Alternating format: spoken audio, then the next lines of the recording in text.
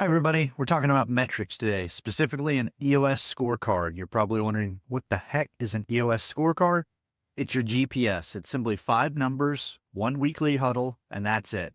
So today, in this episode of Commerce Today, you will walk away being able to draft a 5 metric scorecard and run the first review of that in a weekly huddle. I'm Joshua Warren, CEO of Creatuity. We're an e-commerce agency.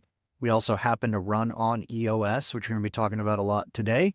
How most dashboards lie, how there's so many data-driven companies that aren't actually that data-driven. So someone actually shared with me that they saw an e-commerce brand that had 47 different Google Analytics widgets, and yet had missed that their repeat purchase rate had dropped by over 20%. That wasn't in the 47 widgets, apparently.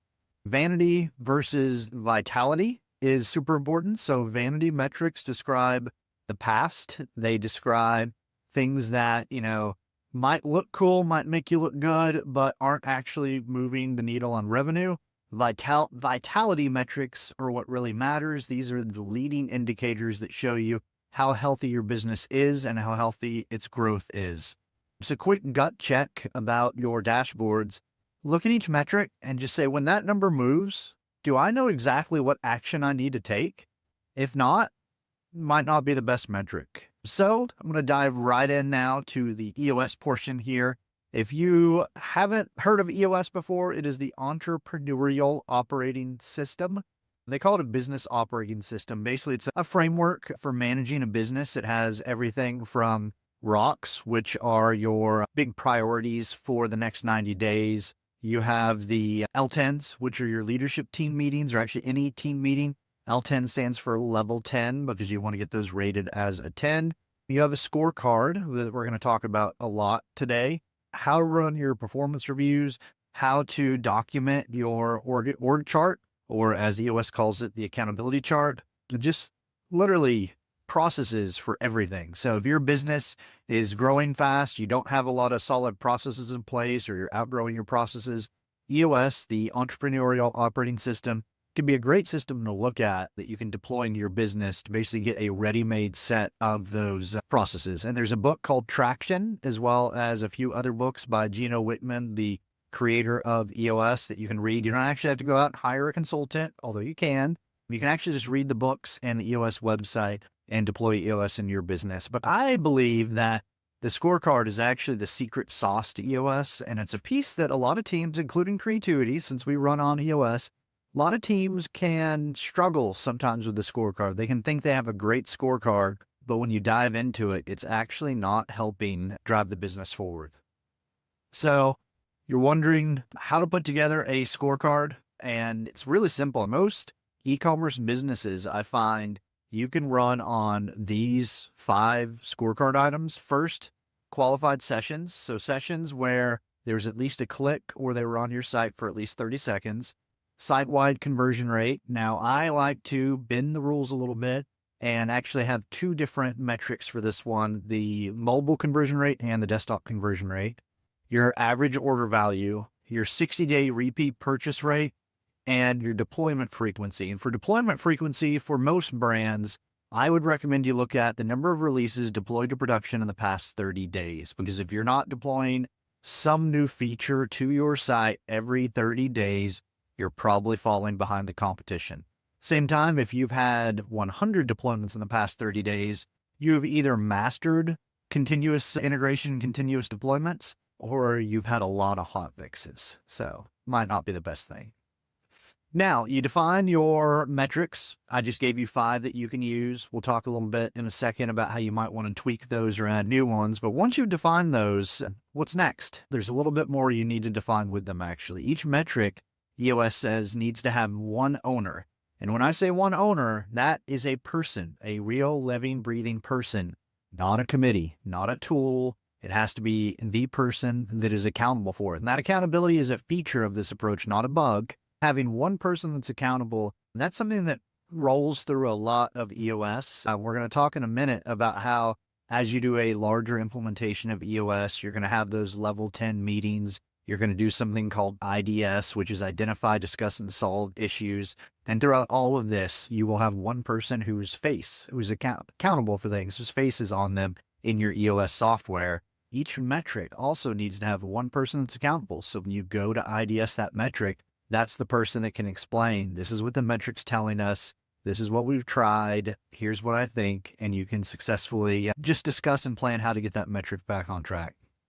Now, speaking of getting metrics back on track, the other thing you need to define for each item on the scorecard is what makes it red, yellow, or green. So conversion rate, and again, conversion rates vary a lot from business to business, but especially industry to industry. I'm going to throw out some examples, but I would definitely recommend, if you don't know what a healthy conversion rate is for your specific product or service, talk to someone that is an expert on analytics and conversion rates, and they can give you some benchmarking data. But an example could be, you can have conversion rate, if it's over 3%, it's green. If it's between 2.7, 2.9%, it's yellow. If it's under 2.7%, it's red. And that example is mainly to show you that with these metrics, you want green to be healthy success. You want yellow to be things are trending in the wrong direction. And then red is, okay, we need to stop everything and address why this particular metric has turned red. Now, be careful. First of all, everything we're talking about, you don't have to implement all of EOS to use. You can just define your 5 metrics, define who's accountable for them, define what makes them red, yellow, and green, and you will be ahead of probably 80% of the businesses I talk to. If you want to go all the way, though, into a full EOS implementation, go for it. It's a pretty awesome system. It's definitely been helpful at Creatuity, but I do want to warn you. EOS was originally designed around a paper book and paper, whiteboard, and everyone sitting in a room together type processes. Then later on, a little thing called the pandemic happened, a little thing called Zoom became a big part of our lives, or depending on where you work, maybe Teams. And now it's all online. And now there are software packages you can use, SaaS platforms basically, that can run your EOS implementation. Now, there's pros and cons of that. I actually think that if your team is located in the same location and y'all can physically get together and use a whiteboard for EOS, that's a better way to start than using some of these software packages. But I'm a little opinionated about them. The reason I say that, though, is each of these software packages, it takes their own little twist on EOS. They don't all do things exactly the same way. Where that comes up with the scorecards is, I mentioned earlier, red, yellow, and green for each metric. Some of the EOS software packages out there define it differently. They will actually, as long as the metric is healthy, it is green. If it has been off track at least once in the past 3 weeks or so, it'll be yellow. And if it is off track consistently for multiple weeks, it turns red. I don't think that's the best way to do it, because I think that can make you numb to a metric that is really needing your attention, but it hasn't turned red yet. It's only yellow. It's only bouncing back and forth. Maybe it's even green that week, but it's really starting to approach that danger zone. So just be aware, if your EOS software you're using defines it differently, you may want to consider using the way I defined red, yellow, green instead. Now, every time I talk about red, yellow, and green metrics and leadership teams meeting to talk about how healthy their business is and their metrics are, I think of an awesome book that, if you haven't read it, I definitely recommend it, called American Icon, Alan Mulally and the Fight to Save Ford Motor Company. So Alan was the first non-Ford family member to be brought in as CEO of Ford. They brought him in when the company was going bankrupt and really having a hard time. And people thought, oh, this is it. Ford's not going to make it. And one of the things that Alan instituted was a red, yellow, green scorecard review. They would meet every Thursday, and every department would present their numbers. And if they were red, yellow, and green, first few meetings, everything was green. Now, remember, they're losing money like crazy. They're on the verge of going out of business. They bring in a new CEO to turn things around. So everyone knows there's some problems in the business. And yet the entire executive leadership team is saying, everything's great. All the numbers are on track. My department's good. Nothing to see here. Green, green. So Alan finally called this out, said, wait, so there's no red at all? And when he did that, and he basically created a safe space for someone to say, actually, my numbers are yellow, or my numbers are red, or even in some cases, yeah, we call this green, but it's not really green. It is red, and we need to address it. And finally, someone spoke up. It was actually the product chief, Mark Fields. He said, "Yep, my department, this number is red. We need to fix it." And Alan did what a great leader will do in that situation. He did not jump on him. He did not say, "Why didn't you tell me sooner?" He didn't say, "Oh, wow, you're fired because your numbers are red." He said, "Thank you for sharing that. That's what we need to do. We need to be honest about if our numbers are on track or not. And then we need to dive in and fix them." And he rallied the team around fixing it. So taking that to an e-commerce level, if your conversion rate's red and yet no one is admitting it and no one is fixing it, you're losing money every single week that's ignored. So you have to not only create this scorecard, but also create a leadership team culture that where people will call a red number red. And that when it is red, you don't just sit there and say, "Oh, maybe we'll talk about that next week," or "Maybe we'll fix that later," or "Oh, I think somebody else is looking into that." You address it. You figure out what's going on. You define a project for someone to solve it. You take the necessary steps until it is green again. Now, we've been talking for a few weeks about different archetypes of e-commerce businesses. There's sidecar B2B. So that's where you add on e-commerce as a sidecar to your existing B2B business. These are the big B2B businesses that work a lot via catalogs, via third-party brokers, via sales reps, where e-commerce is a growing piece. Omnichannel, so you have multiple stores, and pure play D2C or B2B. So because there are, I think pure play B2B gets overlooked so often, but there are B2B businesses out there now that are 100% e-commerce driven, which I think is pretty cool. So looking at those three, if you're a sidecar B2B business, I would swap out qualified sessions for new accounts created. And I would even look at not just new accounts created directly on the website, but total new accounts created across the business, because you should see e-commerce influencing that number and in a positive direction. If you're an omnichannel retailer, then definitely add something around BOPIS to your metrics. I like to either measure BOPIS as a percentage of store sales or BOPIS as a percentage of e-commerce sales to see the trend line of, are we shifting more people to buy online, pick up in store or not? I know that the store experience can be such a strong differentiator for those omnichannel brands. So it's important that you're always driving an increase in your BOPIS share. And then if you're pure play, but specifically if you're pure play selling a consumable item, I would say that you should track, instead of your repeat purchase rate, a subscription opt-in percentage. So what percentage of your customers are actually opting into an auto ship or subscription program? I want to share a couple of case studies with you before I dive into the final steps in this episode of how you can implement this in your business today. A couple fun case studies I found of e-commerce businesses that are running EOS. Cherry Republic, they're a North Michigan D2C brand. They actually sell Michigan cherries, hence the name. So they adopted EOS scorecards. They began meeting every Tuesday. And then by week 10, they saw a spike thanks to their scorecard in stockouts. They saw out of stock SKUs spiking out. They went red.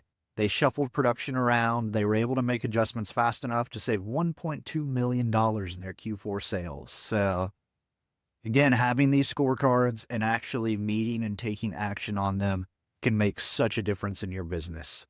And the second case study, I love this one. So there is a game out there. If you haven't seen it, highly recommend it, called Taco versus Burrito. And their parent company even is called Hot Taco Incorporated. And they're an independent game. They sell it on Amazon and on Shopify.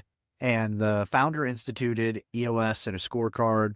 And they actually had 5 numbers that they were tracking. So total units ordered, their fulfillment by Amazon in-stock percent, their new 5-star reviews, and days of cash on hand were just some of the metrics on their scorecard. They actually found that they cut their decision time in half by starting all of their leadership team meetings looking at that scorecard. Everyone could see the numbers, get on the same page, and make decisions faster.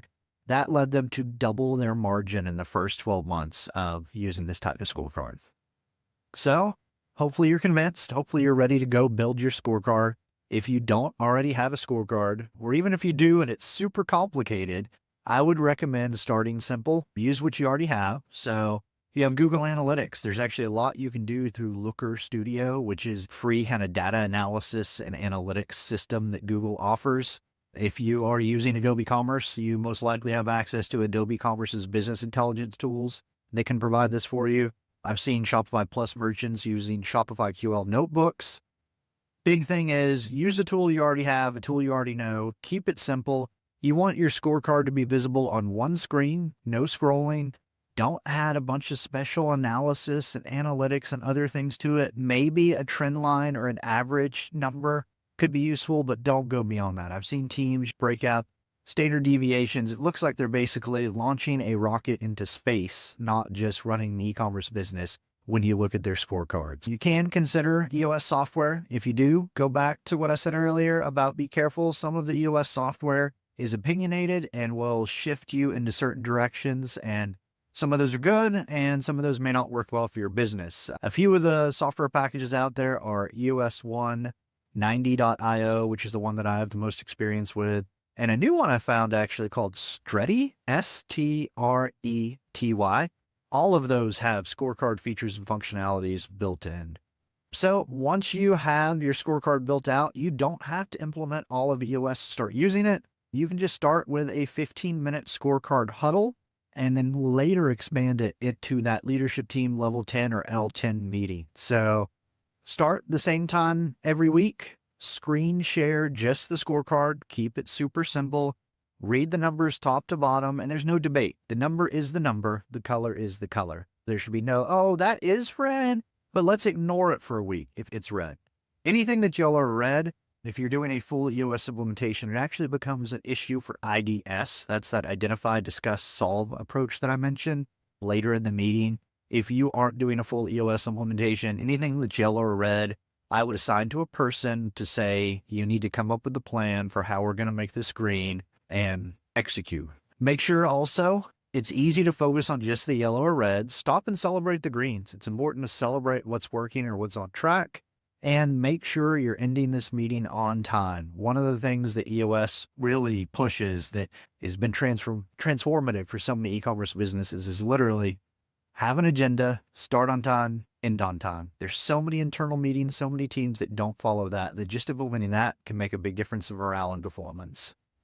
All right, so I highly recommend you go out there, and as soon as you are done listening to this episode, if you don't have a 5-metric scorecard, go create one. Set what your 5 metrics are going to be, select the accountable name on each one, run your first 15-minute scorecard huddle sometime in the next week, and let me know how it goes. As I mentioned on previous episodes, I am working on an awesome new book about e-commerce to help you grow your mid-market e-commerce business. Please reach out to me. Easiest way to find me is on LinkedIn. My name is Joshua Warren. So DM me there. And in the meantime, I hope you can go out there